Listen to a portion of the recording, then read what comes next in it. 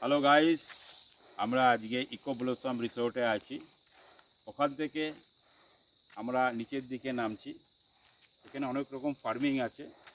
সে ভুট্টা ক্ষেত দেখাবো আপনাদের, টমেটো ক্ষেত দেখাবো, এলাচ গাছগুলো দেখাবো। তো ওখান থেকে নিচের দিকে যাচ্ছি। একটা নৈহাটির ছেলেকে পেয়েছিলাম, যার একটা এখানে কটেজ আছে, হোমস্টে আছে। সে বললো দাদা এগিয়ে যাও, নিচে একটা জলের ফোয়ারা আছে। তো আমরা সেই উদ্দেশ্যে রওনা হচ্ছি। চলুন এগিয়ে যাই, জলের ফোয়ারাটা দেখাই আপনাদের গাইস। চলে এসছি। আমি পিছনেই রাখছি। ক্লাউডি,